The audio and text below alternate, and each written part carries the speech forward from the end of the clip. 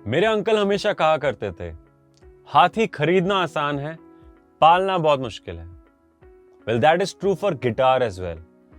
एक बार आप गिटार परचेस कर चुके हो, make sure there are certain things you follow to maintain it nicely.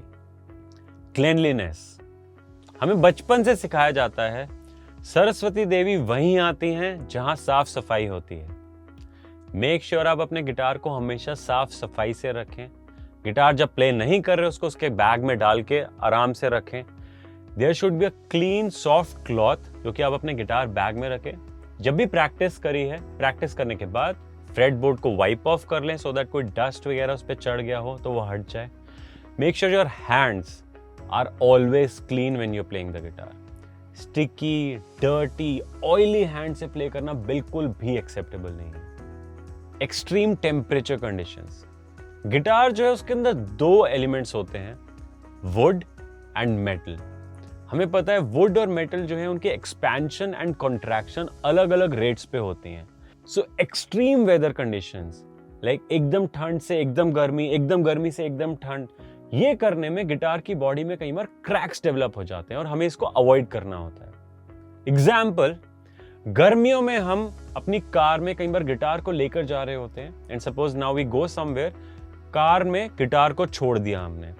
अब आपको पता है कि समर्स में गाड़ी कितनी गर्म हो जाती है। If you are going for a while, suppose आप 2-3 घंटे के लिए जा रहे हैं, मेक श्योर आप अपने गिटार को भी अपने साथ लेकर जाएं, बिकॉज वो एक्सट्रीम गर्मी जो है that is not at all good for your guitar. D tuning the guitar, अगर आप गिटार स्ट्रिंग्स हैवी यूज कर रहे हैं तो आपको पता है गिटार की बॉडी में एक स्ट्रेस डेवलप होता है ब्रिज और नेक के बीच में।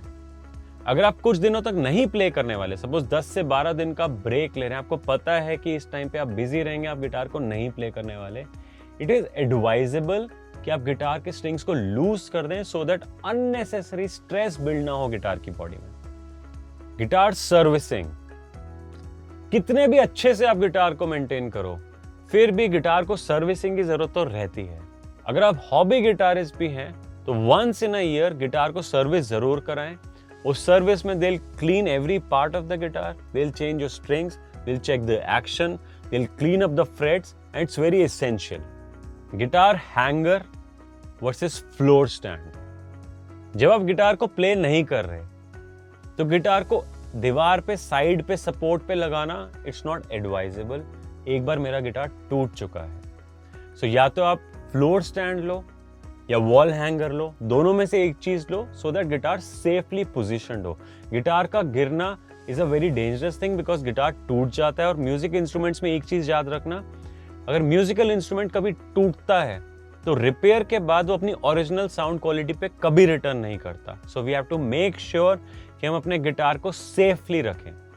फ्लोर स्टैंड का फायदा ये होता है कि आप उसको कहीं पे भी ले जाके रख सकते हैं, while at the same time wall hangers जो होते हैं उससे फायदा ये होता है कि आपका फ्लोर स्पेस वेस्ट नहीं होता और गिटार का एक डेडिकेटेड स्पेस बन जाता है। तो यू हैव टू डिसाइड कि आपको पर्सनली आपके घर की सिचुएशन में फ्लोर स्टैंड बेटर है या वॉल हैंगर बेटर है। दोनों में से एक चीज यू मस्ट हैव।